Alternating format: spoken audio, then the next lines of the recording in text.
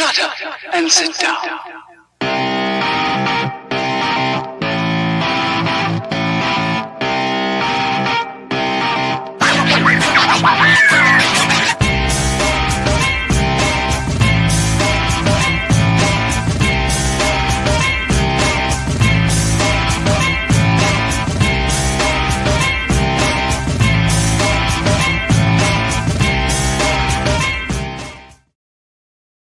Hi. Oh my God.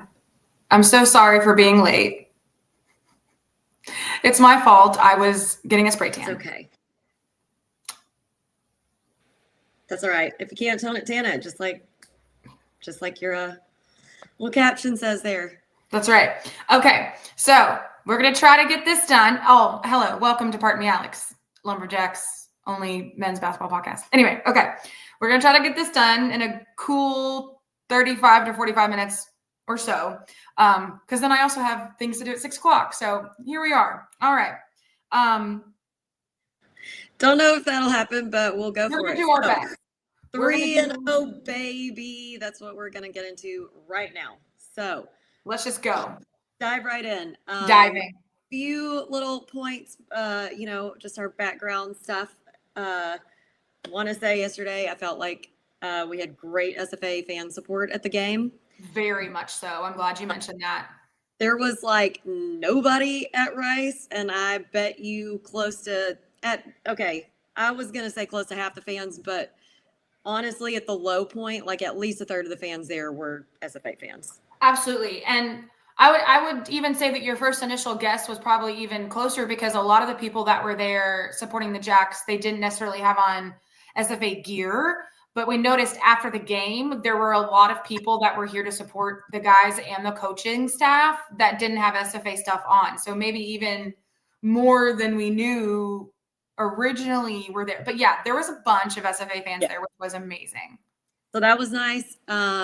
Huge shout out to their staff, was super hospitable. Yes. And we made friends with like the nicest little lady. And I want to say, I'm pretty positive I heard one of her coworkers call her Kay. So we shouldn't be surprised. Kay's a great name. My mom's Kay, for anyone who doesn't know that. But she was so sweet, like chatted with us multiple times throughout. And then after the game, we just handed it to them. And she can tell that we're standing there waiting on the team to come out. And she came over and was like, y'all's bus is going to be pulling up front in a minute. Just wanted to let y'all know, and chatted with us and went out and like sprinted down this, narrow little one-way street to make cars move so that our bus could pull up to the door. And anyway, so that was really nice. Yeah, she had more energy than I did, honestly. And yeah, she did sprint down there to go get the bus. I mean, she was off. Yeah, I agree. The fan attendance was great in Houston. Keep it up, people.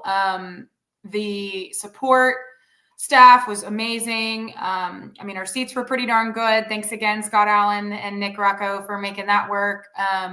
Yeah, it was great. Speaking of Nick, if you didn't see our pictures from the game, both Nick and Laura traveled with us to the game last night, and that was great to have two more people in the party bus, or Frank as we all call him, heading down to the game. So that was really great as well. And we appreciate them coming with us and supporting the Jacks. So yes, it was a fun night and well worth every minute of it. Another random note. So when I, of course, had to talk to my dad this morning for our little post-game chat about the game, he commented that their commentators were really great during the game, and I hurried and rewatched it since we moved this up a little bit. But they were really good. They were super complimentary of us. So that was nice to hear. And I will co-sign that. I didn't get to rewatch it, but Mom said that they were amazing commentators. And so, if both Richard and my mother give glowing reviews of commentators, that it's good, because my mom is the biggest heckler of commentators who are boring or one-sided. So she's a harsh critic. But yeah, they were super, super complimentary of us and just everything the guys were doing, and giving a lot of background stuff, talking about how great our team meshed and how good we looked for starting right at the beginning of the season with almost a whole brand new team and a brand new coach and all this stuff. And even gave a few little nuggets. Our guys apparently this summer went camping together as a team for like a team building exercise. And apparently, I wish I could have heard who made the comment and what the comment was to the commentators about said trip, because they remarked that it was the first time for a lot of the guys to ever go camping, and they probably wouldn't ever do it again, but that it was a good experience. That's funny. I hope they had a good time. Yeah, I hope so. Well, obviously, camping as that big of a group automatically is just going to be chaotic. At least it was guys and not girls. But facts. Yeah. So there's that. And then last little preliminary note, we had one of our favorite former Lumberjack basketball players back in attendance at the game again last night, Trey Pinckney. Mm-hmm. So that was fun. Love to see some of the past guys show up. Agreed. So here is the general history and background info going into this game versus Rice. And past history with them, we had 3 wins and 3 losses in our previous matchups. The last matchup we won 81-62 at home. That was also our largest margin of victory against Rice in 2017. The smallest margin of victory was just 4 points, 90-86 in 2001. Dang. Okay. Let me pull up the standings real quick. It'll take 2 seconds. All right. So the current standings in the Southland are as follows. Come on. It is, of course, now when I need it to go quick, it's not going quick.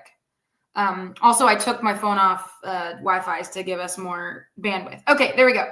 So SFA is, again, I might need to screenshot this for posterity purposes, but for now, SFA and hopefully the rest of the season is in sole possession of first place at 3-0. And then you have McNeese at 2-1, UIW 2-1, and then we have multiple teams at 1-1, HCU, Lamar, UNO, Commerce, and UTRGV are 1-2, and then A&M Corpus Christi 1-3, Nichols 0-2, Northwestern 0-3, and Southeastern is also at 0-3.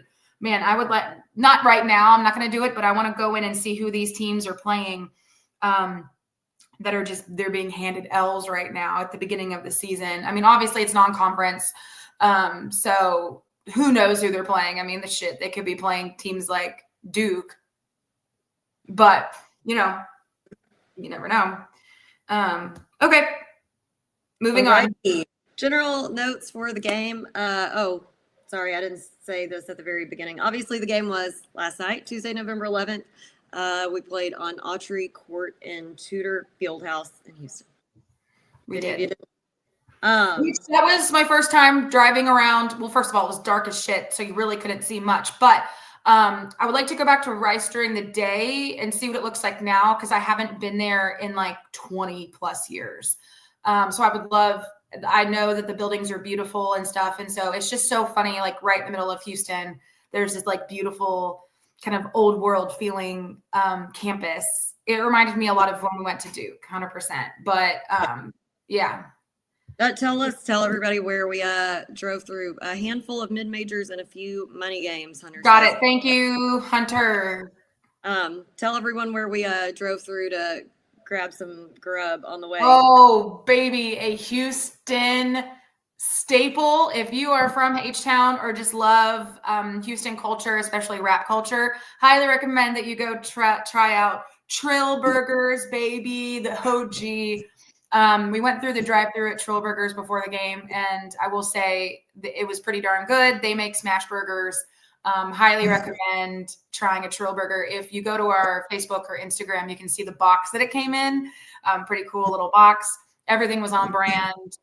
When we pulled up, it literally looked like it was closed because it was so dark, but that's just the vibe, I guess, they got going over there. So again, here for it. Had a great little dinner before the game. And then, yeah, Trill Burgers, go check them out. Yeah, I'm not even a big burger gal myself, and Yeah. good. I would recommend Cosign. And the drive-through guy was super patient and nice with us and all of our different orders. So highly recommend, 5 stars. General game notes are. Oh wait, one more note. Sorry. So we had another somewhat celebrity, and I'm only using air quotes because I'm not downplaying celeb status, just making a point to say that there was someone else celeb in attendance at the game last night that we found out about later from Nick. Apparently, Elgermon's cousin was at the game, and he is an Emmy and Grammy award winning opera singer. I saw that. That was wild. Who would have known? Shout out to Elle and his family for having amazing accolades. I mean, that's great. I know. So cool. I'm gonna have to look him up and listen to some of his stuff at a later date, but I haven't had time for that yet. Anywho, starters, same lineup, Keon, CC, Cam, Gerald, Latif. We did win 81-69. Just a reminder, even though we are, and we don't have time to get back into the whole tangent of it today, but we talked about attendance last week, and our attendance was 1923 at our home game on Friday. Last night at Rice, their attendance was 1,293. So, first of all, there's no way. Second of all, weird coincidence. But I know all the same numbers. See number one, yeah. Yeah, there definitely was not 1,293 people in there last night, but even if there was, our attendance has blown that out of the water thus far. Yeah, there's no way, bro. So, anywho, Sean Kennedy's stat section, our field goal percentage was 49.1%, our 3-point percentage, 43.5%, our free throw percentage was 73.9%. We had 26 points in the paint, 10 points off turnovers, 10 second chance points, 4 fast break points, 15 bench points. We had a total of 36 rebounds, 7 offensive, 29 defensive. We had 24 fouls, 10 turnovers. They had 8 turnovers. We had 6 steals and 4 blocks. So our game leaders, we had, again, Keon leading the way, 27 points, 4 rebounds, 1 assist, 1 steal.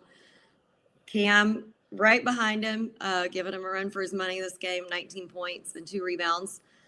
Latif had 11 points, 3 assists, 2 rebounds, 1 steal.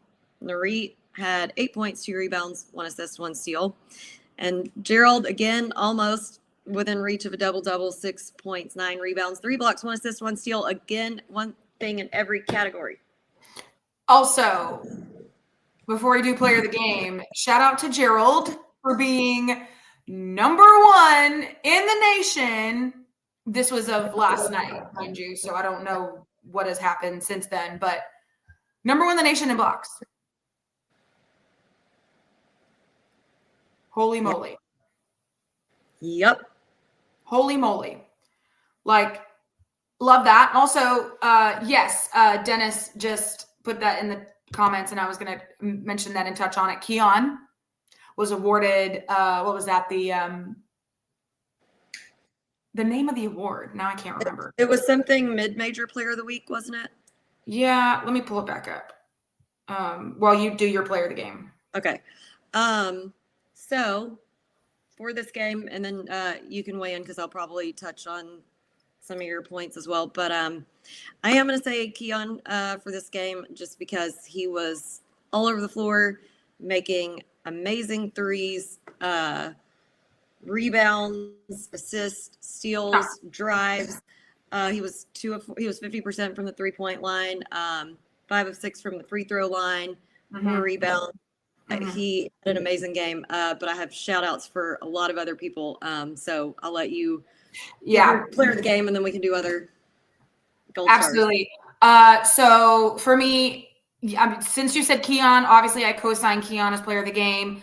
So it is the Lou Henson National Mid-Major Player of the Week. And for some reason, I was going to say Lou Henson, but I didn't want to be wrong. So I went double-checked and made sure. But yeah, Lou Henson, National Mid-Major Player of the Week.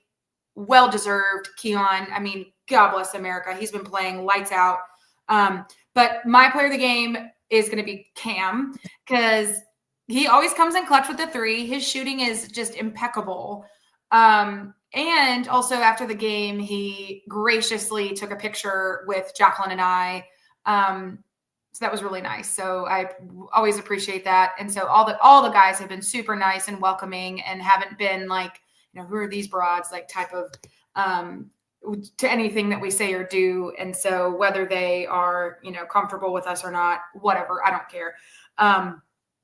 Love to see it. I was going to say something else, and then I have, so this was last night. Yeah. Gerald is number 1 in the nation in blocks, averaging 5 per game. Keon is currently number 30 in the nation at points per game at 23. And then Latif is number 22 in the nation with 3-pointers per game at 4. Love to see it. We're always in sync. I'm glad that you said Keon, because that was going to be my toss up for player of the game. Like I said when I was running down the list of game leaders, very close to being high point yesterday, and his shot was on point the first half for sure, because he was 5 of 6 from the 3-point line, and 4 of those were in the first half. Mm-hmm.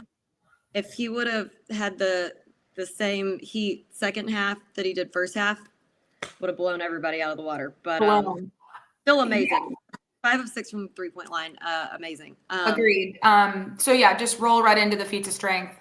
So yeah, well, yeah, the kind of a combo of my elaboration of the game leader. Yeah, strength.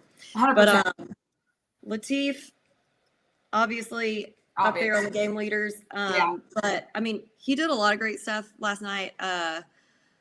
Beyond just his usual like outside shooting, he had some really great drives to the bucket, like really great ones, 1-and-1s, all kinds of nice things I like to see on the stat sheet.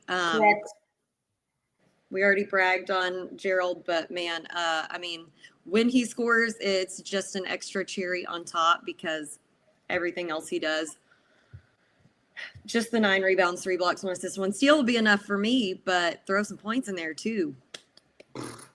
And I feel like every game with Gerald, it's just consistent, and there's nothing I love more than just a consistent king. And I really appreciate his, never give up attitude. I mean, he's always down there crashing the boards as best as he can. And I really love that from him. And so I'm trying to go back and there we go. Gerald. Yeah. So where was I at? Oh, having 3 guys at double figures was absolutely, love to see that as well. Sharing the ball, scoring. Another thing I really loved about last night was, of course, Rice being Rice. I mean, they're no slouch at all, but I really did love the fact that they didn't lose, sight of the game plan. They didn't, buckle under the pressure, because I mean, Rice was coming back second half, as most teams do. They try to make a surge, and they were surging, and we never, there might've been panic, internally, but they didn't show it. They kept their cool, they kept their maturity.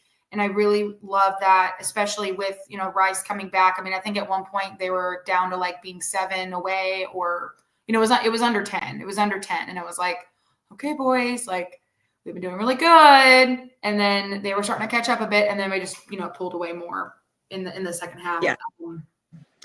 Got to give some shout outs to Narit for last night too. First of all, he played great, but at the end, once he hit that last 3, hilarious, it was over. Crank the car, go home. And then what's even funnier about that little story is, so last night, and I missed this in my who attended the game portion, but as far as family members of players who we have met thus far, Bryson's dad was there last night again. So he's been to all games so far, and shout out was there. And we got to chat with him for quite a few minutes after the game. Super nice guy. Love it. Love him. And he was telling us, so the 3-pointer that Narit made towards the very end of the game, it was like 2-something minutes left, I think. 2 to 3 minutes left. Ish, yeah. He hit one. I mean, the announcers said he shot that from Plano. And there was like 14 seconds left on the shot clock. And Narit's dad was saying that as soon as he let that one fly, he was like, oh no. And it went right in because we were trying to stall the ball at this point. They're trying to foul us. And we still got half the shot clock left, and he fired it up from way out. But I was like, well, he knew it was going in.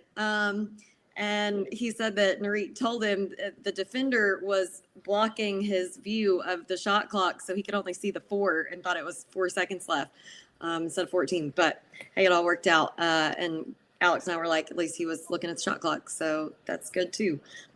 Got to circle back to Keon for a second because I missed one of my notes. So on top of everything that he always does, last night, normally we don't plan on seeing him make a lot of threes, but not that he can't. It's just not his first priority.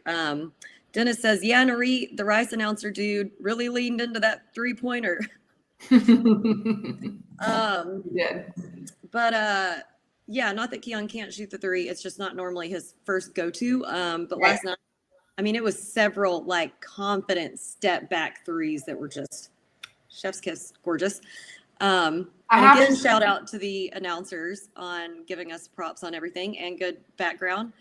It was a man and a woman announcer, and the woman was like giving him even more credit, saying it's really a testament to how well a player can perform when they match well with a coach. Because if you look at Keon's numbers from last season, he averaged 13 points per game. And this season, he's more than doubled that pretty much every game.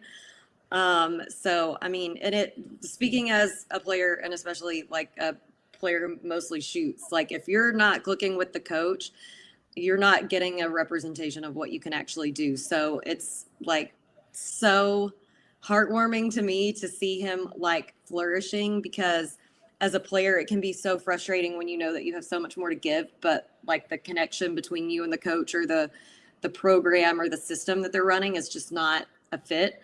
And I'm not saying that bad for either side. I'm just saying if it doesn't match, it doesn't match. And when it does, it is glorious. I'm so glad you mentioned that because I was about to touch on that just a little bit. And it's just so obvious that last year he wasn't given or provided the confidence to be all he could be. Let's just say that, right? Because it's so clear that he's exploded this year. He has the confidence, he has the drive, he's just a different player. He's just a totally different player. And I'm so happy that, you know, he has the support of his team. He has the support of his coaching staff. And of course, he's always had the support of us, but like, you could just tell that this season for him is going to be different. And the only person in his way, and he even said that the only person in his way is himself. So as long as everybody stays positive and he stays positive, there's nowhere to go but up right now for him. Agreed. And that is the struggle, to get in your own way. Correct. Go ahead. No, I honestly forgot what I was about to say. Oh, wait, no. I got to give a couple flowers to a couple guys who don't see a ton of time, but they did make a couple of differences on the court. Yeti, he had 2 assists, played 10 minutes, had 2 assists, got a rebound in there. One of them was to Latif for like a beautiful 3. So that was wonderful. Let's see who else was in there just for a little bit of time. Mo or Ahmed or Ak, we call him Ak. He played 18 minutes, got 5 points. He was 2 or 3 from the free throw. He got a couple rebounds in there. He got an assist in there. So again, the more time these guys get on the court, the better. And you can just tell, obviously the more practice and competition they see, not versus us, each other, the better they'll get. And so, again, I love Ak. I think he's such a sweet little boy. A little boy. They're all young enough to be like my younger brothers. And so it's just like, I don't mean to call you little boy. I'm so sorry. But anyway, I think they're all, again, the sky is the only people holding them back are themselves right now. Like they clearly have the talent and they have the basketball, acumen. They just have to execute every game. Be prepared and execute. Very much agreed. And thank you for highlighting all those. If anyone noticed a slight, quick look of panic across my face, I literally saw Dave walking by in your background, but I saw it out of my peripheral and thought someone was walking behind me, and I almost panicked. I missed the look of panic, but I'm not surprised that Dad did that. He's ridiculous, but yes, okay. I almost thought I was going to be a Dateline episode with footage from the podcast. Not today. Not today. Not today. But that's all I had for. Okay. I mean, everybody that watched the game, if you haven't watched it, go back and watch it. It was a great game. Highly recommend. It was competitive. It was physical. Loved it. Last feat of strength for me, and this is another little nugget that I got from the announcers. So again, yay to them. Love to hear it. CC is currently second overall in the Southland Conference on steals and steal average. An opposing team hates to see us coming. They do, and they literally, if anybody watched the game last night on TV or watches it back, the female commentator literally said, like, towards the end, they were both saying, like, how great we did. And she was like, if you're in the Southland, you are circling SFA on your schedule. Like, you are looking and getting ready. Yeah, I feel like that's so, it shows again, like, how big back we are, because that's how it always was. We always had a target on our back. And I feel like the last few seasons, we kind of lost that. It kind of was just like, meh, SFA is coming. Meh, no big deal. They're not really giant killers anymore. I don't know, guys. I'd be worried if I were you. Again, this is just 3 games in officially in the season, but everyone that we've talked to, all the fans we've talked to, they are pumped up for this season. They are loving what they see. I mean, we talked to some guys and gals after the game yesterday, and they're just loving what they're seeing so far out of the coach and out of the players. And so if you are hyped up and you are you're big back on SFA basketball, there is no better time to join the Sawmill Collective, and it's going by right now. I mean, it's go time, baby. It sure is, and it's grievances time. CC, he's right to our opponents. I think so. He's so athletic, it's not even funny. Like, yet again, he may not score a ton of points, and I don't need him to score a ton of points. Like, we have the shooters, but where he excels in his defense, in his athletic ability, and rebounds, baby. He will fly in out of nowhere and grab a rebound that he's not even close to. And I just love that. And he's really, really great at pressure and putting pressure on the ball. So yes. And leadership. Leadership. Yes. Agreed. Okay. Grievances. Here we go. The tradition of Festivus begins with the airing of grievances. I got a lot of problems with you people. Now you're going to hear about it. You. Okay. I got a very simple one first. Has nothing to do with the guys. But when I watch these games back on the ESPN app, all of a sudden this season, so typically, when it goes to a media timeout, it does play commercials, but I can fast forward through them. Now, all of a sudden, it's like serving me ads that I have to just let play through. Oh, God. What is the deal? And I don't know, because I'm pretty sure, I have so many streaming apps like we all do, and many of them like overlap into packages with something else. Mm-hmm. So ESPN is part of my Hulu and Disney package.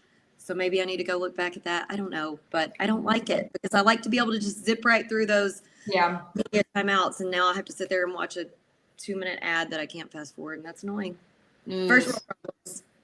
Gross.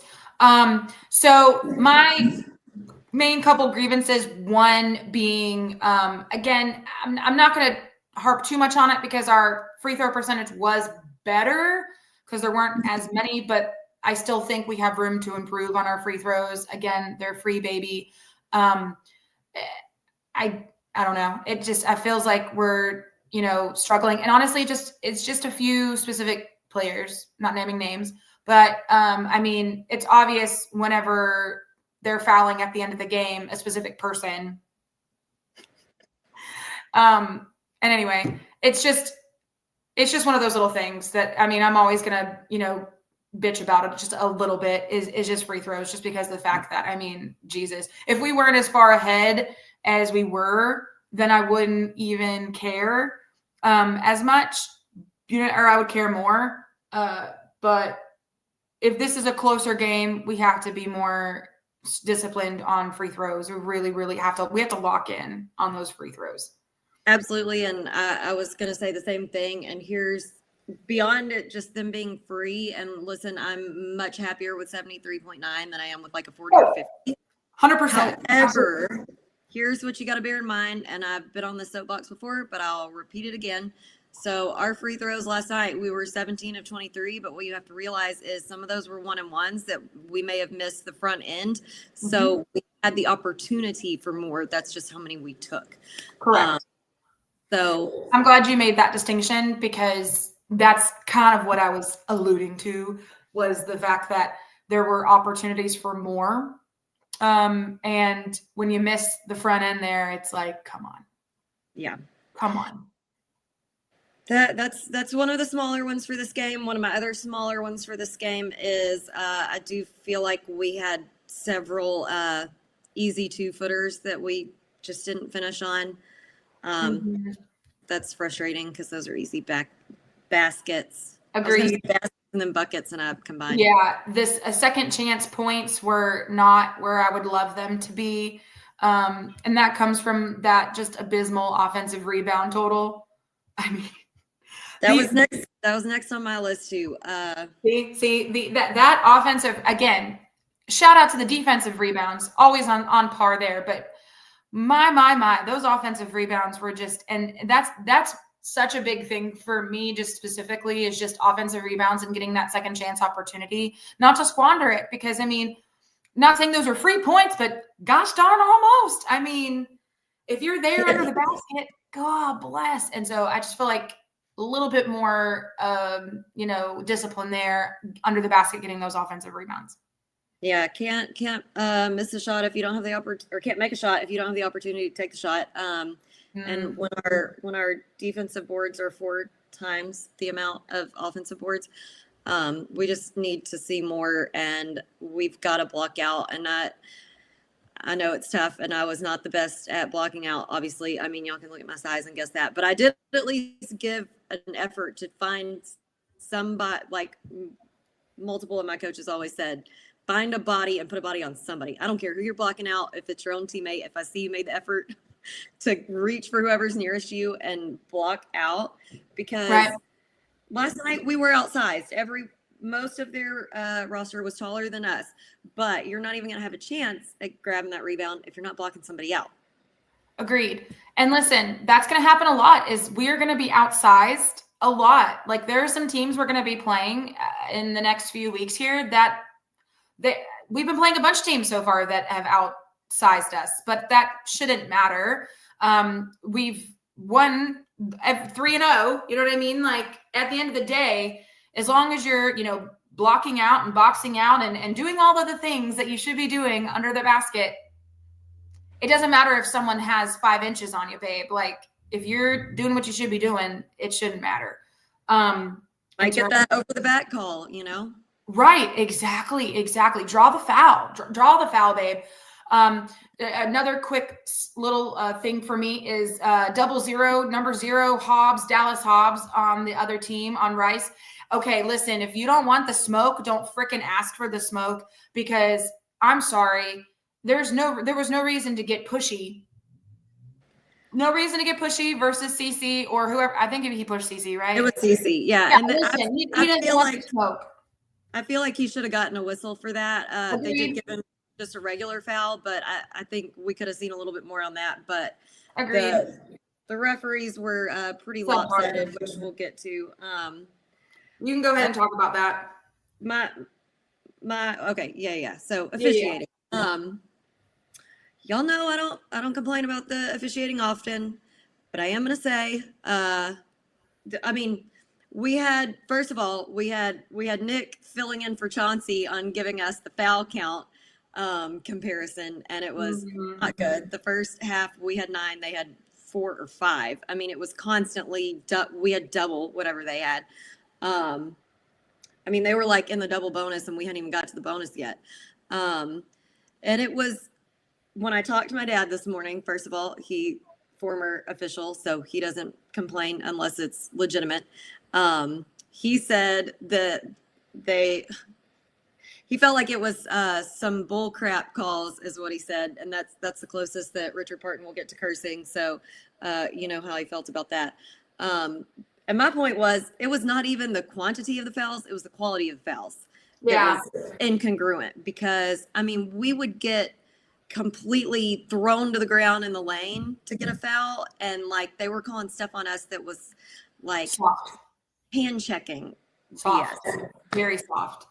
Very, very soft. I don't like that. And Breyer's comment to the ref in the second half was, all they can do is make free throws and you keep calling fouls. That sent me over the edge. I couldn't stop giggling for about 10 minutes. So okay, we did miss another feat of strength, and you're the one who witnessed it. So you gotta, I guess it can tie in with airing of grievances, because one of our favorites did not have a great game last night. Eltermon. And listen, everybody has a bad game every once in a while. Last night was not his game.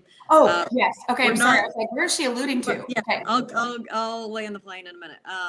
Okay. So we're not judging him by that, and please no one else judge him by that, because we have seen him play. He is a great player. He has so many great things to offer, and we're going to see wonderful things from him. Last night was just not it. But Alex witnessed some a nice little feat of strength that was the lemonade from the lemon on that, I suppose. Yeah, no. So after, there was one moment in the first half, I believe, where I think Elle may have, put up a shot and just was a little off. And, of course, coach took him out, and, he goes down and he sits down at the very end of the bench. And it was a very quick sequence where coach walked all the way down to the end of the bench, grabbed him like by the head, like very, nicely, lovingly, like basically got close to him and just patted him and just was saying like, it's okay, dude. Like, shake it off. I'm just saying, it's rare. It's rare to see coaches do that. And I haven't seen a coach that we've had do that in a really, really long time. Just for the fact, and you know what I mean? Like it'd be one thing if it was one of the assistant coaches, or GA going down there and giving him some words. But the fact that the head coach took 20 seconds from paying attention to what was happening during the game to walk all the way down to the end of the bench, grab Elle, basically pull him down and say, listen, and like embrace him and tell him it's all right. Shake it off. Now I'm assuming that's what he said, but the fact that he embraced him, and I'm sure he said something very uplifting and motivational. I again, didn't overhear him, but I can only assume when you embrace someone like that as a communication major, knowing my nonverbals, that's kind of what you think. You know what I mean? So I really, really, really love that. I know that is, if we talk about it too long, I'm going to get teary, because that's like coming from a player that's so important, especially when you're the type of player who is, like we talked about with Keon, you're your own worst critic, and you're going to be the one to get down on yourself and get in your own way. Most athletes are. When you see, I mean, I think it was either after he like airballed the 3 or like it was an airball sequence. Yeah. It was something more than just like, one little whatever.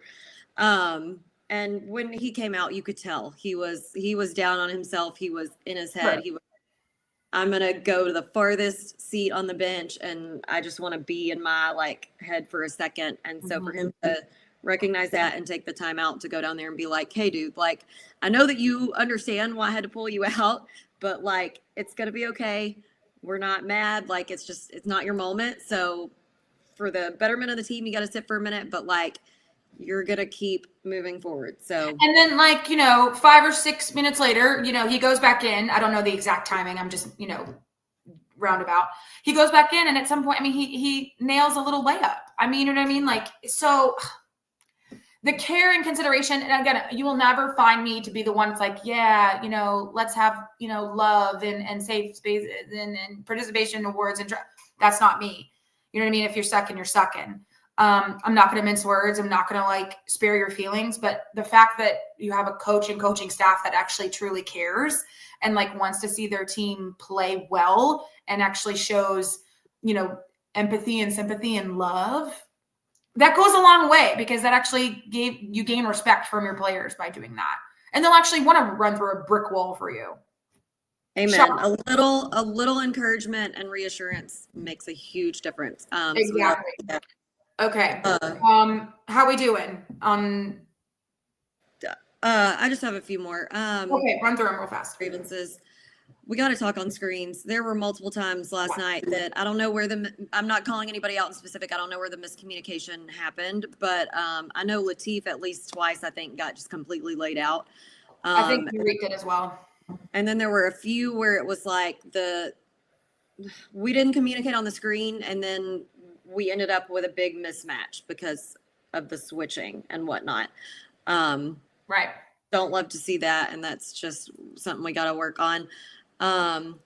This is one reason why I rewatch the games, because there's a lot happening in a very quick amount of time during the game that, as I say for the refs, they can't always get it right, and you can only see it as quick as you see it. But when you get to watch those replays, and since we were just talking about him, and I hope that someone relays this to him or he sees it on the film, because I know he's down on himself yesterday, but he took a fantastic charge that they called as a block. Yep. And when they showed the replay, both of the Rice announcers were like, oh, yep, his feet were set. That was a charge, not a block. There you go. My only other one for our play is we got to figure out the second half blues, because Agreed. I'm glad you brought that up. I was going to mention that, but yeah. It wasn't as bad this game as it was in the Sam Houston game, but it's now you kind of know this is sort of what happened when we played Sam Houston. We had a great lead, and then it was just I don't know what happened, and then all of a sudden here we are. So I don't know what happened yesterday, and Dad brought that up, and I was like, yeah, that was the Sam Houston game, but times two. So yeah. There's somewhere in the sauce that we're losing speed in the second half. So we just got to work that out. And my last one, I'll make it quick, but y'all know I love to bitch about this. There's a difference between fouling at the end to try to get the ball back and score when it makes sense. And there is a point where you got to just wave the white flag and let it go, or else you're going to lose by more points, because this excessive fouling at the end, they're not Reggie Miller in winning time. They're not going to score 8 points in 9 seconds. I mean, okay, they started fouling when we had 2 minutes left and they were down by 9. Mm-hmm. All right, I'll give you 2 fouls on that train. But then they just kept doing it. At 30 seconds, they're down by 11 and they're still fouling. Why? You're just letting us make more points, and you're making the game take longer. And even their own announcers called it a free throw palooza, and I'm going to start using that term now. Not wrong. Not wrong. Okay. Okay. Love it. All right. So one word to describe this whole game for me, I'm just going to go trill. Trill burgers, fantastic little pregame snack. That it's my boy, the OG. Game was trill, everything was you know what I mean? It was cool, it was sweet, it was down, it flowed. There were little bumps and bruises along the way, but ever since we started pulling ahead and we stayed ahead the whole game, yeah, there was definitely some second half blues we have to figure out a little bit there, but I mean, once we were ahead, we stayed ahead. And I love to see it.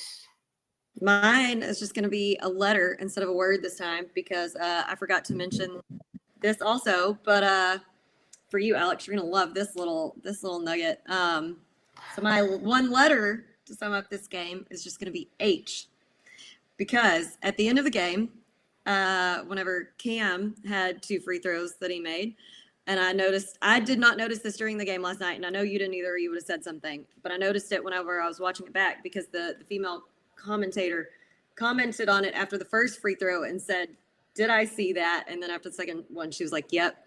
So Cam is from Houston. After he made that first free throw, he held up the H, And she was like, did he just hold up the H? And then after the second free throw, he did it again. I missed that completely. I did too. I didn't notice it in real life and like in real time, but believe me, yeah, if I would have saw it, I would have mentioned it. I would have threw up the H with him. I knew I liked that kid. I know. I was like, Alex is going to love this so much. So yeah, mine is just the letter H. I love it. I love it. Yeah, great game. Enjoyed the hell out of it. I'm glad we all went. And my last grievance, and this will be how we wrap it up, is the fact that I just won't be there on Friday to watch the game.